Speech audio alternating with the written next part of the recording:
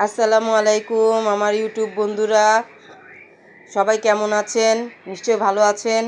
দেখতে পাচ্ছেন একটা বিড়াল গাছ থেকে নামলো। এটা হলো মান্দার গাছ। সবাই বলে যে মান্দার গাছে, এই মান্দার গাছে বিড়াল ছিল।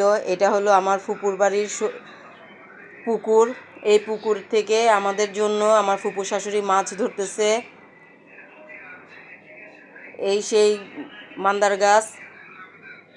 ওই যে দেখেন বিড়াল উপরে বসে আছে, একটা কাঠঠোকরা পাখি। এটা হলো আমার হাজব্যান্ড। ও পুকুর পাড়ে বসে চা খাচ্ছে আর কথা বলতেছে সবার সাথে। এই যে আমার ফুপু শাশুড়ি, সে মাছ ধরেছে আমাদের জন্য, তেলাপিয়া মাছ পুকুর থেকে, একদম তাজা জিতা মাছ আমাদের জন্য ধরেছে। এই মাছ দিয়ে আমরা দুপুরবেলা ভাত খেয়েছি।